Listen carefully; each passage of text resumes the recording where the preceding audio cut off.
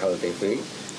Hari ini saya mau menyampaikan satu materi sebenarnya kaitannya dengan materi yang nantinya akan kita bukukan, kita akan sebarkan secara nasional, di mana materi ini mudah-mudahan akan menjadi ciri khas bangsa ini terhadap pendidikan pengobatan, terutama pengobatan yang ketimuran lah gitu. Orang yang agak ketimuran atau ada yang menyebut alternatif, ada yang menyebut ini pengobatan apa ini istilahnya pengobatan yang di luar kedokteran barat itu. Tapi sebenarnya ilmu yang akan kita sampaikan ini itu menjadi ilmu inti yang akan bisa digunakan oleh semua disiplin ilmu tanpa dia merusak ilmu itu sendiri, tapi menjadi satu ruh, memberikan satu wacana agar orang itu bisa berkembang cara berpikirnya. Nah, sistem ini sebenarnya ini terinspirasi oleh dahulu ketika Newton menemukan hukum Newton itu dengan melihat apel yang jatuh ke bawah. Maka dipikirkan kenapa jatuh ke bawah, berapa lama jatuh ke bawah, terus bagaimana cara jatuh ke bawahnya. Nah, itu sesudah dipikirkan, ketemulah hukum Allah dalam bentuk dinamai dengan hukum Newton. Nah, hukum ini tidak berubah tapi berkembang seiring dengan perkembangan zaman dan teknologi, kemudian akan mewarnai berbagai macam penelitian. Ini sama. Nah, di bidang kesehatan yang perlu kita pahami bahwa manusia itu untuk bisa bergerak, beraktivitas, itu membutuhkan yang disebut energi. Kalau di Cina disebut qi atau dat.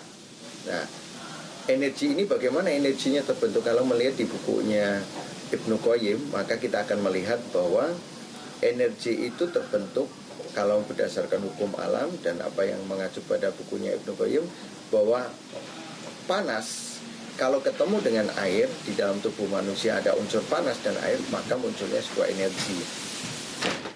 Kalau ada panas ketemu dengan air, maka timbul gejolak. Nah, gejolak ini akan menghasilkan yang disebut energi, sehingga muncul model awal itu dari kendaraan bermotor, itu diawali dengan mesin uap air.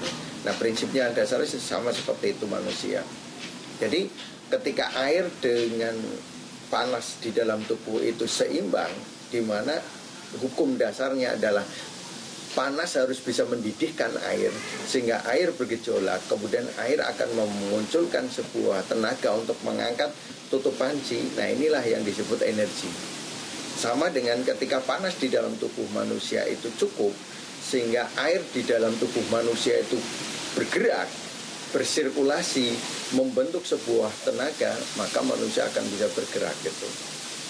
Kalau air berlebihan, maka panas yang ada tidak cukup untuk membuat air itu mendidih sehingga tidak bisa membuka tutup panci.